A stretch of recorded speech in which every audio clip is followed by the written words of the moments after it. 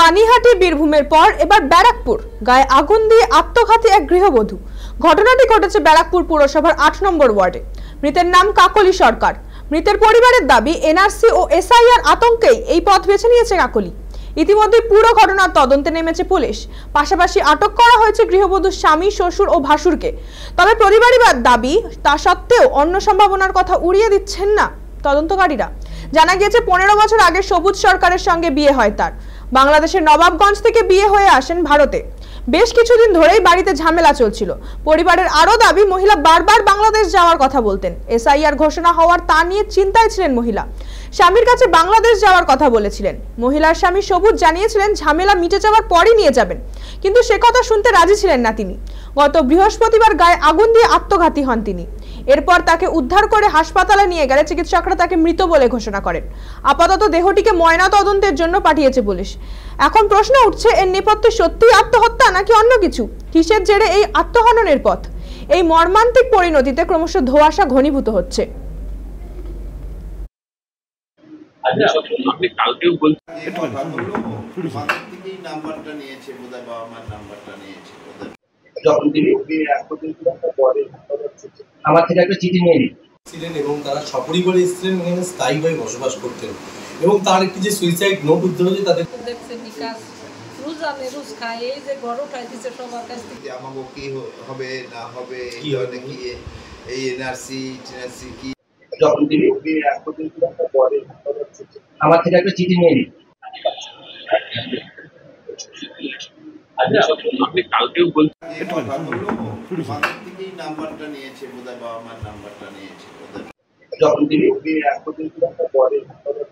আমার থেকে একটা চিঠি নিয়ে ছিলেন এবং তারা সপরিবারে এসেছিলেন, এখানে স্থায়ীভাবে বসবাস করতেন এবং তার একটি যে সুইসাইড নোট উদ্ধার হয়েছে তাদের দেখছে বিকাশ রোজ আনে রোজ খায়, এই যে ঘর উঠাই দিচ্ছে সবার কাছ থেকে। আমাকে কি হবে না হবে, কি হয় নাকি এই এনআরসি কি। যখন তিনি আমার থেকে একটা চিঠি নিয়ে আপনি কালকেও বলছেন নাম্বারটা নিয়েছে বোধহয়, বাবা মার নাম্বারটা নিয়েছে বোধহয়। যখন তিনি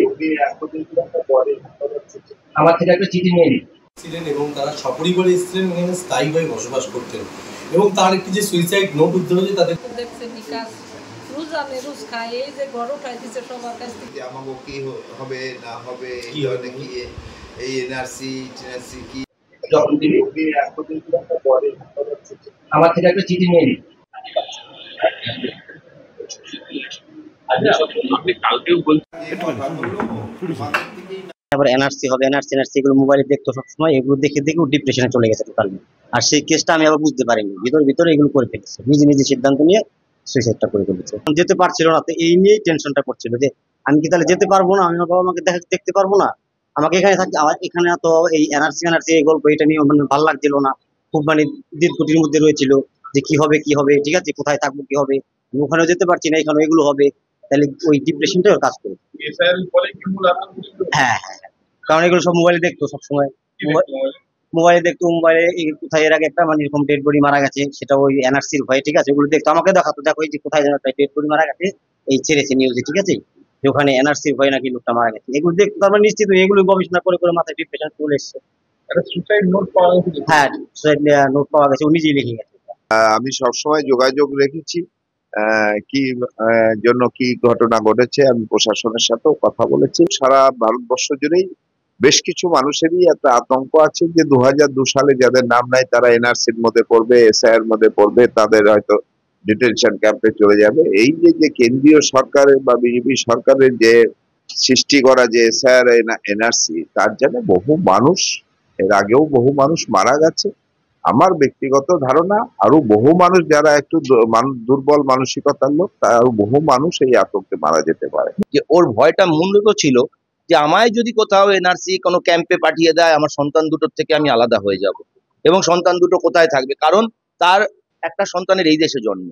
হ্যাঁ, সুতরাং সে বাংলাদেশ থেকে আসছে, তার সন্তানটা এই দেশের নাগরিক, তারা দুইজন আলাদা হয়ে যাবে, সন্তানকে হারাবে, এই যে একটা মনের মধ্যে ভয়, সেইখানটা কোথাও একটা বিরাট তার মনে একটা ডিপ্রেশন তৈরি করেছিল। যে কোনো মানুষের যে কোনো অসুবিধায় হিন্দু নাগরিক, এই দেশের নাগরিক, বৈধ ভোটারের একটা নামও যদি কাটা যায়, আমরা সেটা